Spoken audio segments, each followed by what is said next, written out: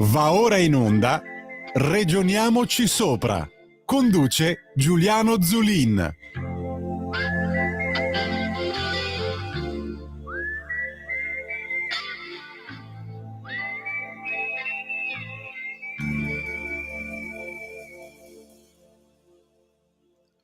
Buongiorno amici di Radio Libertà, qui è Giuliano Zulin, come sempre Regioniamoci sopra, la voce, l'unica voce che tratta nel panorama, diciamo, mediatico italiano dell'autonomia e delle sfide che devono affrontare le regioni.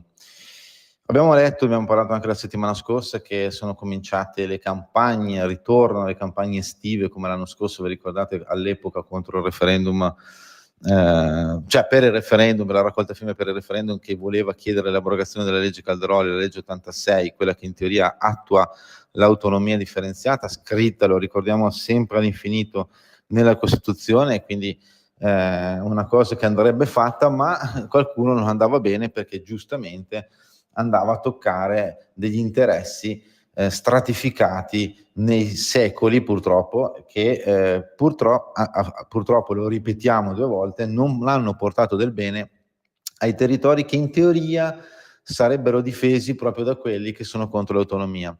E ci riferiamo in particolar modo alle regioni del Mezzogiorno, no? Perché poi è uscito anche uno studio, si chiama Occasional Paper pubblicato sul sito della Banca d'Italia, che in sostanza si intitola, vi dico subito il titolo, le prospettive di sviluppo dell'economia meridionale, che è stato pubblicato proprio in questi giorni dalla Banca d'Italia, dalla quale si può leggere, diciamo, un'analisi dello status quo, cioè di quello che sta succedendo adesso a livello economico, di PIL e non solo, produttività, lavoro per le regioni meridionali, e di quello che potrebbero fare.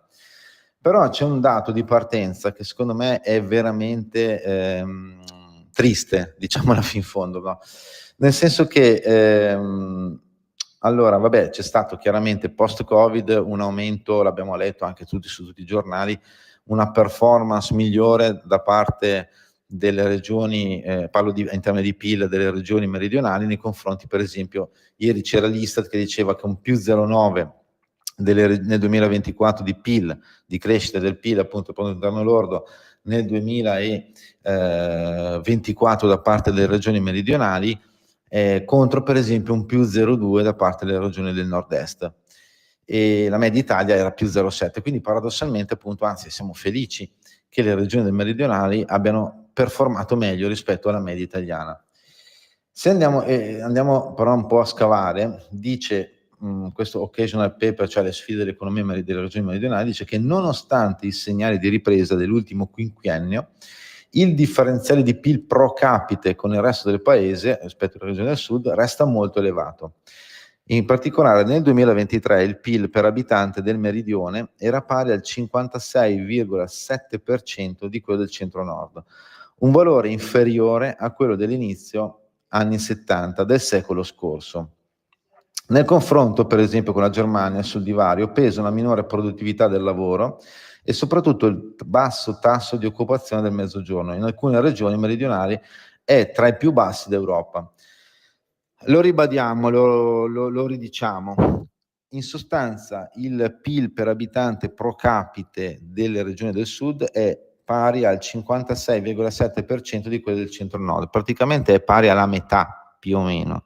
Ma soprattutto la roba più, ripeto, triste è che il valore è inferiore a quello dell'inizio degli anni 70. Cioè vuol dire che noi in oltre 50 anni, l'Italia in oltre 50 anni, non ha fatto crescere il PIL pro capite dei cittadini del Mezzogiorno. In questi oltre 50 anni non c'è stata l'autonomia differenziata, c'è stata invece una riforma, possiamo dirlo, pasticciata.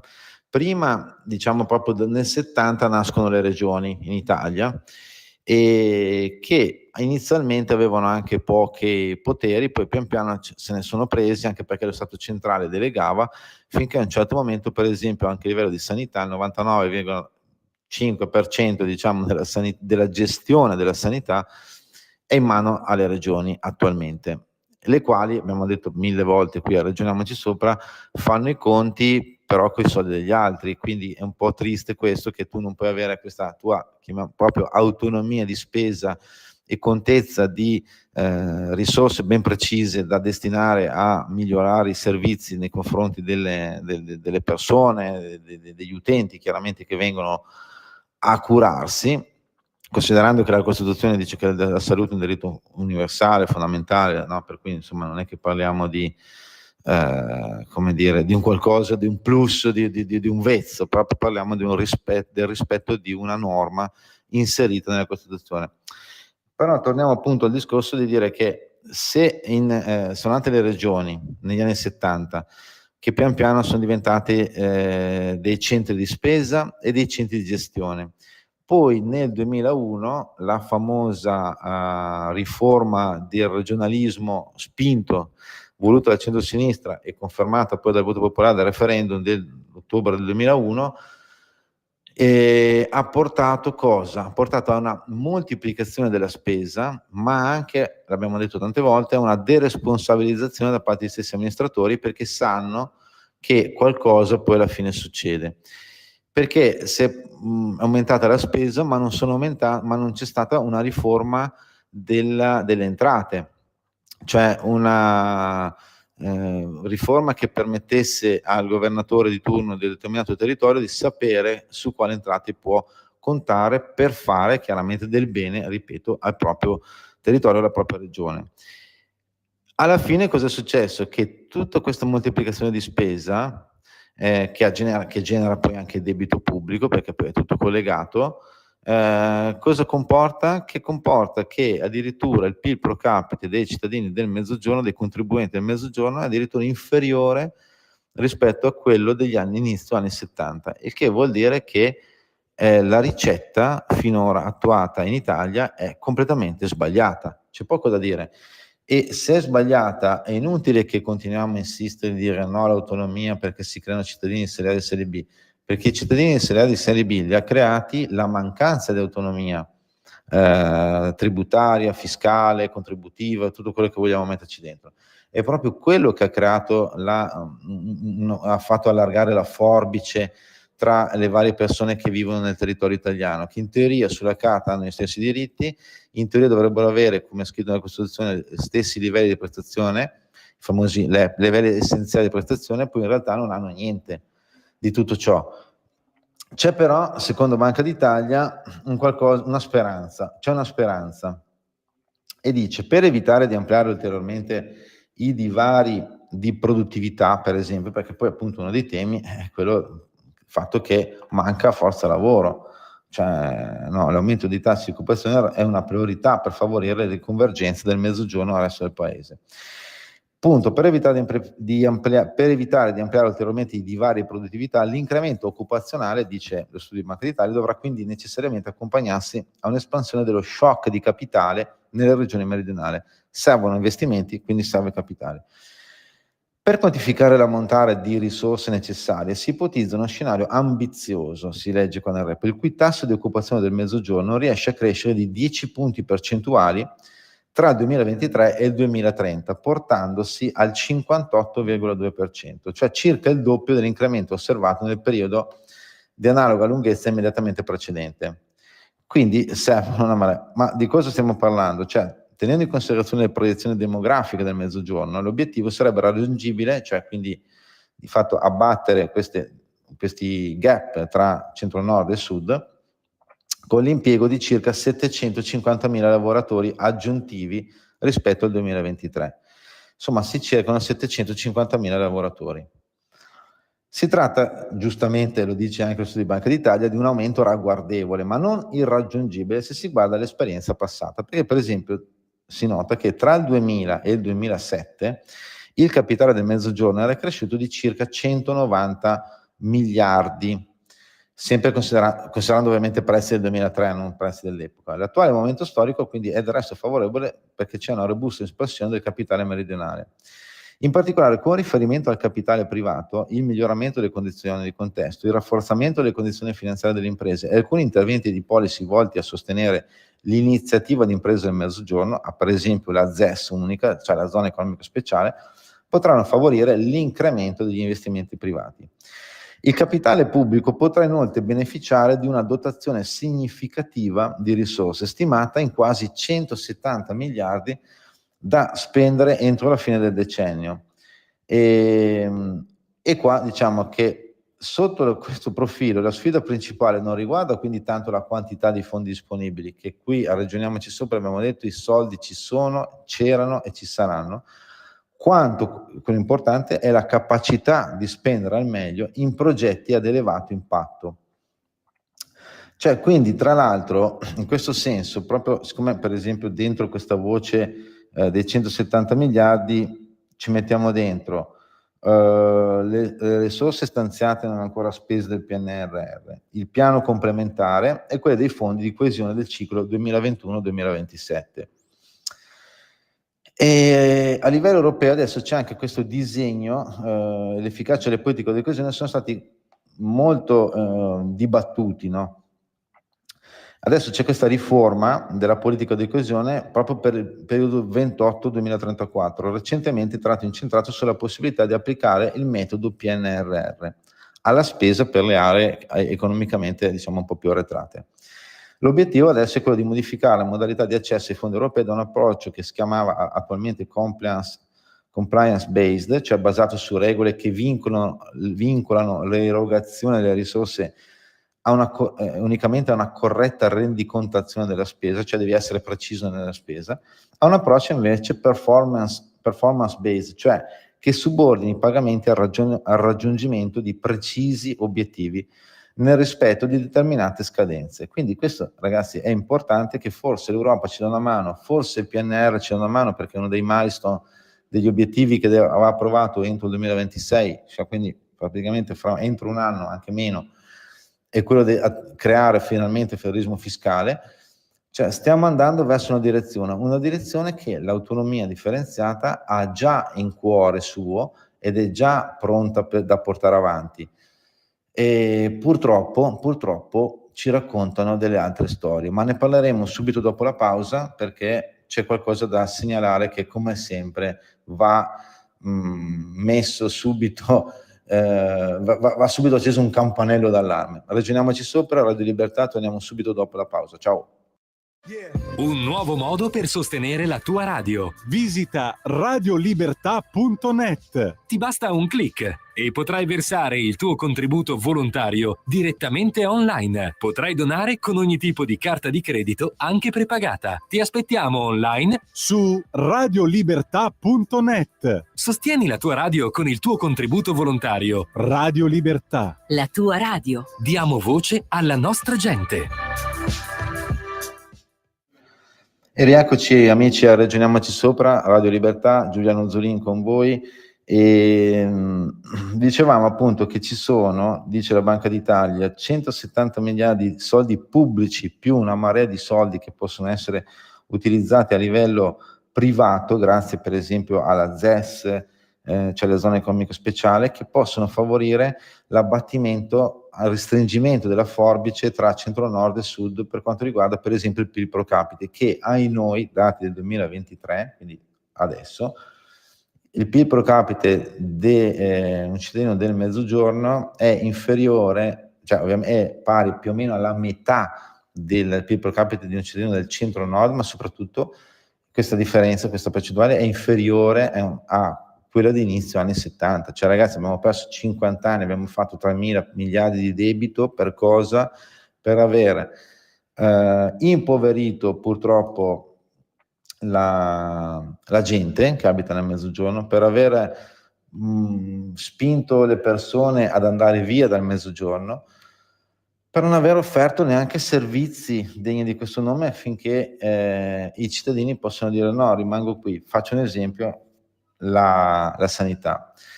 Ma c'è un problema, che c'è ancora gente che continua a raccontarci un'altra storia, una storia che purtroppo i dati dimostrano, l'abbiamo detto fino adesso, ma l'abbiamo sempre detto qui, Ragioniamoci Sopra, sono dati che sono incontrovertibili, che dimostrano veramente una sconfitta dello Stato centrale nei confronti proprio del cittadino, quindi proprio dei servizi offerti al cittadino. Ciò nonostante si va avanti con la solita litania.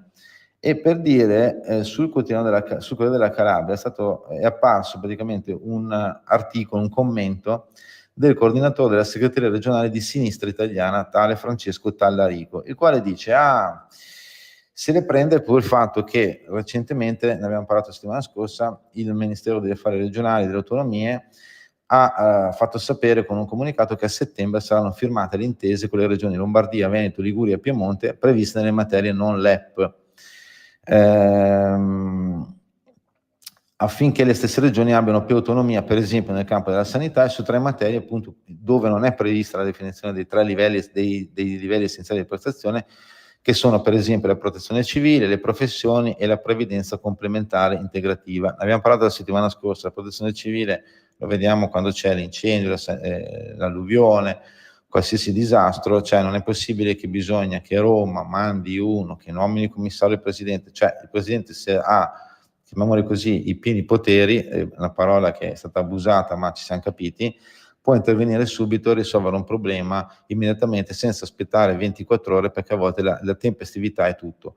Per quanto riguarda la previdenza complementare integrativa, sappiamo benissimo che si può favorire in certi territori, magari anche con una leva fiscale particolare, la creazione del secondo pilastro della pensione, visto che sappiamo benissimo che le pensioni in Italia, ma non tanto solo in Italia, nel mondo occidentale, hanno, come dire, dei problemini, visto che nascono sempre meno persone e soprattutto le spese del welfare invece aumentano sempre di più, proprio legate anche all'invecchiamento della popolazione. E poi sul tema delle professioni, perché chiaramente siamo ad esempio la regione Emilia Romagna, o la regione Veneto, che è la prima regione turistica in Italia, magari su certe professioni che sono legate a evoluzioni del mondo del lavoro, potrebbero essere importanti, magari legate al mare, rispetto, che ne so, una Umbria dove non c'è il mare, quindi non ne frega niente di determinate professioni. Non si vede perché non si possa creare, lavorare affinché ci sia un'evoluzione di determinati lavori, che ricordo sempre i lavori che dei prossimi 20 anni, 70% dei lavori dei prossimi 20 anni attualmente probabilmente non esistono. Cioè, quindi proprio la regione conosce il territorio, dovrebbe intervenire anche su quella roba lì. Ma il coordinatore di Sinistra Italiana della Calabria non va bene, perché dice praticamente che l'intesa che sarà firmata a settembre tra queste 4 regioni del nord, ovvero Lombardia, Liguria, Veneto e Piemonte, praticamente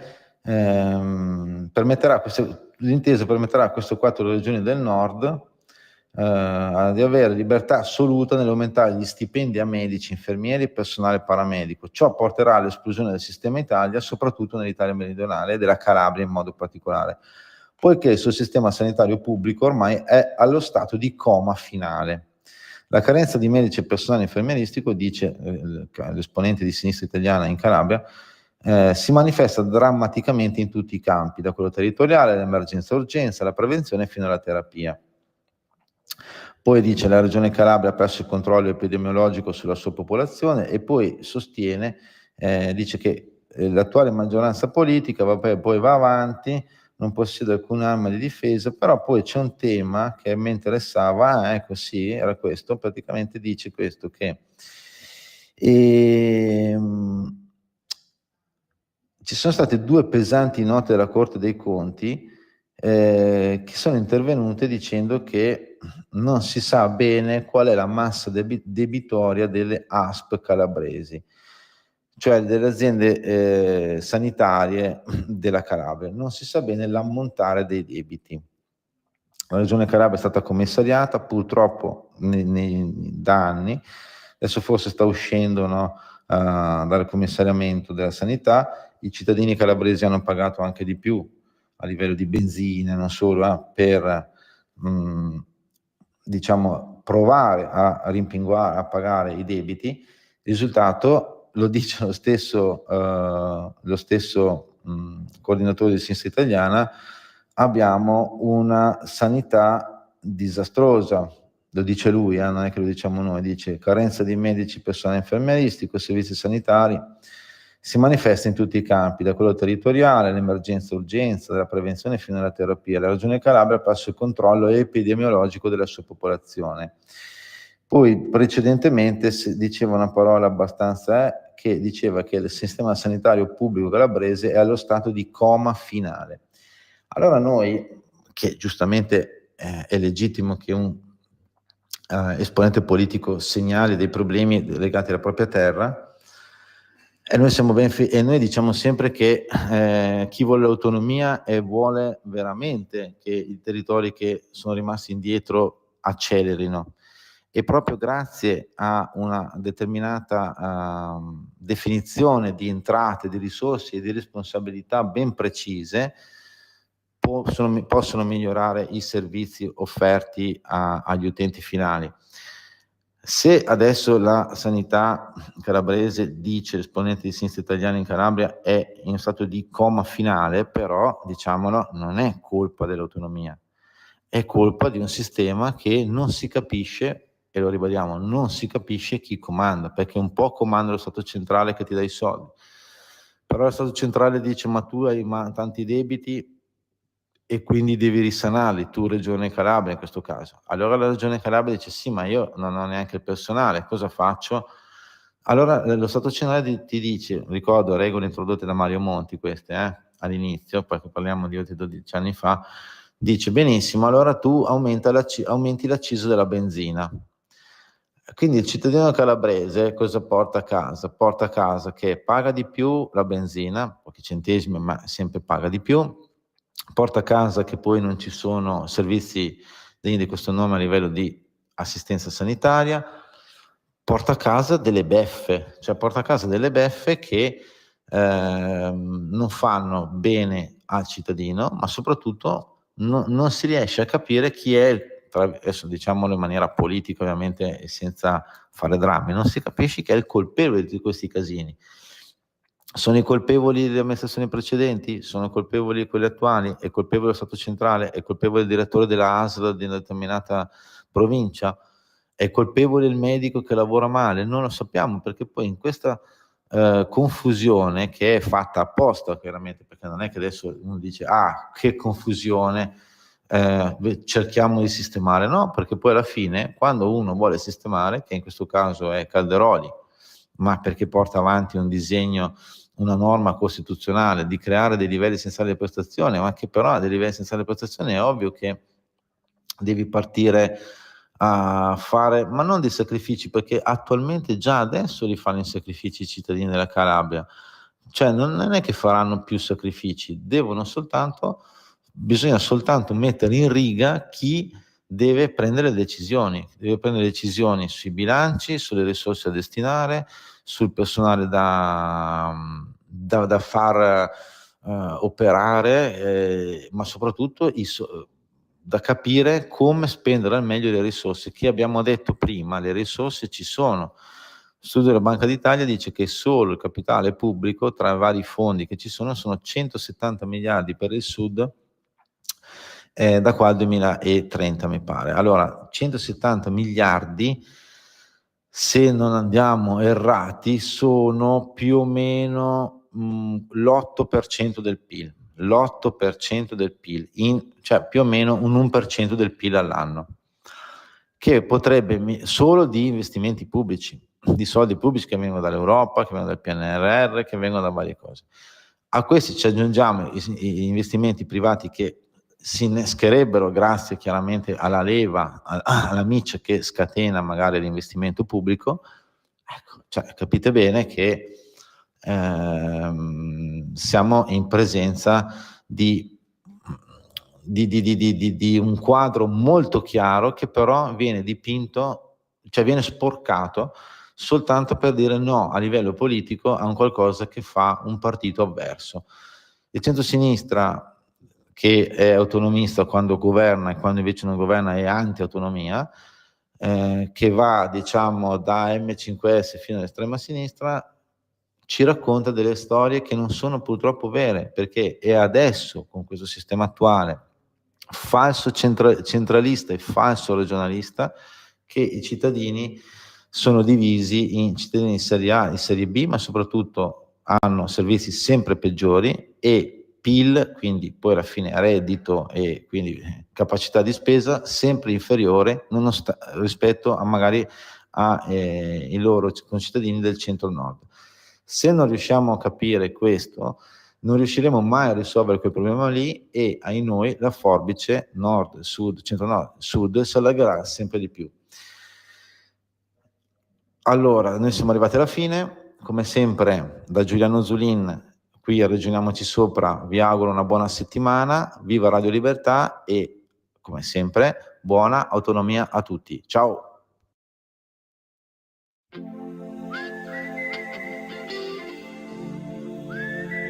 Avete ascoltato Ragioniamoci Sopra.